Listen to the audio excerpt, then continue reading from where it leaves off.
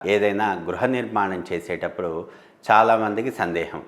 Bore అనేటువంటిది శంకుస్థాపనకి ముందు వెయ్యాలా? లేకపోతే శంకుస్థాపన తర్వాత వెయ్యాలా?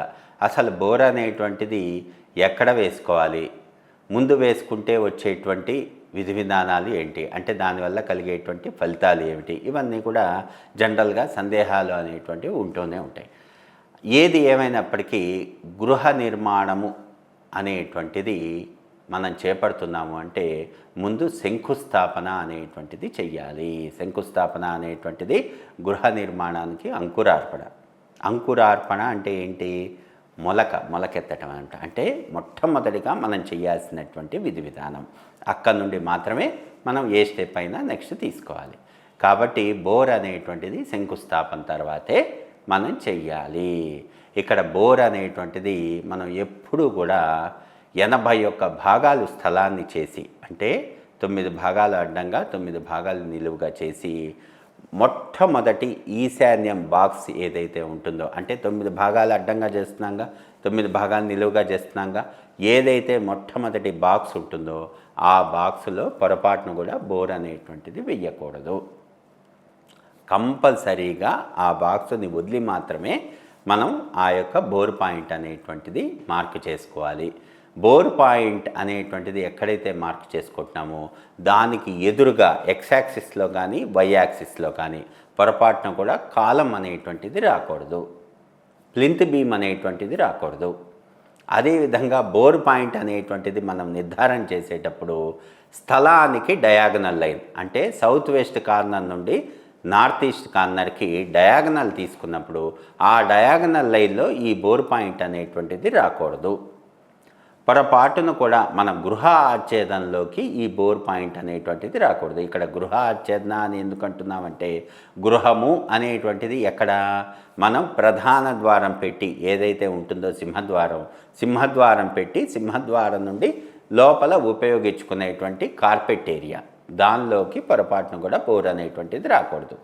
ఆ ఇంటి బయట ఉండేటువంటి స్టెప్స్ కానివ్వండి, స్టెప్స్ ముందు ఉన్నటువంటి స్లాబ్ ప్రొజెక్షన్ ఏదైతే ఆచ్ఛేదన ఉంటుందో ఆ ఆచ్ఛేదన కింద బోర్ అనేటువంటిది వచ్చినా కూడా ఎలాంటి ఇబ్బంది ఉండదు. ఇక్కడ బాగా అర్థం చేసుకోవాలి. ఆ యొక్క బోర్ పాయింట్ పైన స్లాబు రాకూడదా, రావచ్చా అనేటువంటిది కూడా చాలామందికి సందేహంలా ఉంది.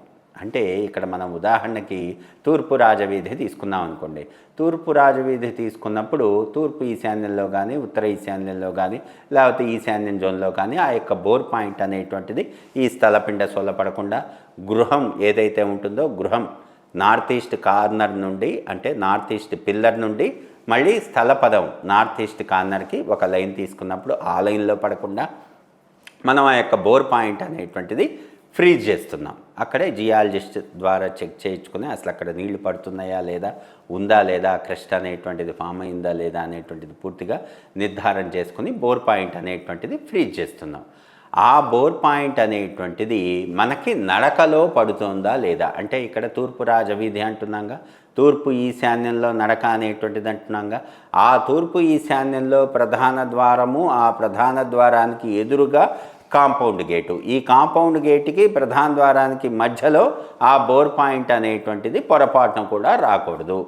ఒకవేళ వస్తే దాన్ని ఘాతక దోషము అంటారు. ఘాతక దోషంతో ఇల్లు కట్టకూడదు, ఘాతక దోషంతో బోర్ పాయింట్ అనేటువంటిది వేయకూడదు.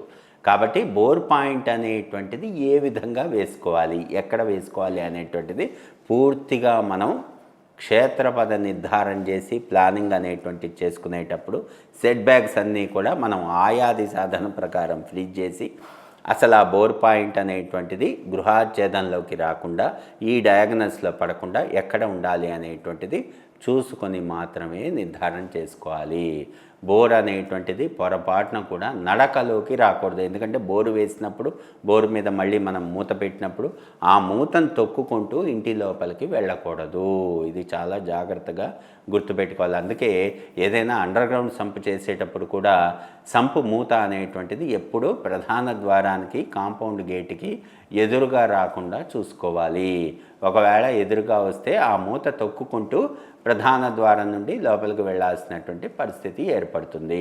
పొరపాటున కూడా అలా బోర్ పాయింట్ అనేటువంటిది అదేవిధంగా ఆ బోరు మూత అనేటువంటిది, అదేవిధంగా ఈ సంపు మూత అనేటువంటిది ఎప్పుడూ కూడా మన నడకలోకి రాకుండా చూసుకోవాలి. అందుకే మనం పిశాచ స్థలము అనేటువంటిది వదిలిపెట్టుకొని ఇంటి బయట ఉండే విధంగా చేసుకుంటాం. ఆ యొక్క తూర్పు రాజవీధి అయితే ఉత్తర ఈశాన్యంలో వేసుకోవటం, ఉత్తర రాజవీధి అయితే తూర్పు ఈశాన్యంలో చేసుకోవటం. ఎందుకు ఈ విధంగా చేసుకుంటున్నాం? కాంపౌండ్ గేట్లో మనకి ఆ యొక్క బోర్ పాయింట్ సంపు మూత పడకుండా ఉండటానికి ఈ విధంగా డిజైనింగ్ అనేటువంటిది చేసుకోవాలి. అదే మీరు దక్షిణ రాజవీధి పశ్చిమ రాజవీధి అనుకోండి, ఆ యొక్క గేట్స్ అనేటువంటివి ముందు వైపే వస్తాయి, బోర్ పాయింట్ అనేటువంటి వెనక వైపు ఈశాన్యంలో వస్తాయి కాబట్టి ఎలాంటి ఇబ్బంది ఉండదు. అందుకే ఆచితూచి మనం ఆ యొక్క డిజైనింగ్ అనేటువంటిది ఎక్కడా ఎలాంటి డీవియేషన్ లేకుండా వాస్తు శాస్త్రం ప్రకారం ఆ యొక్క నిర్మాణం చేసుకుంటే గృహస్థులకి అత్యద్భుతమైనటువంటి ఫలితం కలుగుతుంది. సకల జన సుఖినో భవంతు. స్వస్తి.